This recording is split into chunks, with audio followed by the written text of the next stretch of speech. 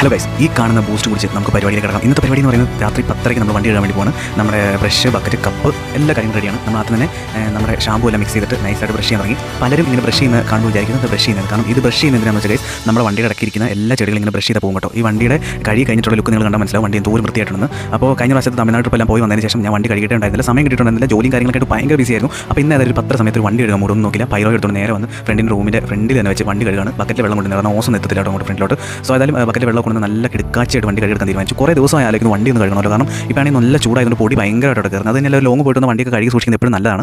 പിന്നെ അത് തന്നെ ഒരു 1.5 വർഷം മുന്നേ ഞാൻ ഇതുപോലെ വണ്ടിയെല്ലാം നല്ലപോലെ കഴുകുമായിരുന്നു കേട്ടോ. ഒരു വീക്കിൽ ഞാൻ വൺസ് നന്നായിട്ട് വണ്ടി കഴുകുമായിരുന്നു. അതുകൊണ്ട് തന്നെ എല്ലാവരും പ്രത്യേകിച്ച് NS യൂസേഴ്സൊക്കെ എന്നെ കണ്ടു ചോദിക്കും വണ്ടി എങ്ങനെ മെയിൻറ്റെയിൻ ചെയ്ത്. ഇനിയിപ്പോൾ ഏതായാലും വണ്ടിയൊക്കെ ശ്രദ്ധിക്കണം. കാരണം എന്താണെന്ന് വെച്ച് കഴിഞ്ഞാൽ അടുത്ത ട്രിപ്പ് വരുന്നുണ്ട്. അടുത്ത ട്രിപ്പും ഈ മാസം അടുത്ത മാസമായിട്ട് ഒരു ട്രിപ്പ് പോകണം. അപ്പോൾ അതിനായിട്ട് വണ്ടി എല്ലാം സെറ്റായിട്ട് കഴുകി വെക്കാമെന്ന് വിചാരിച്ചു.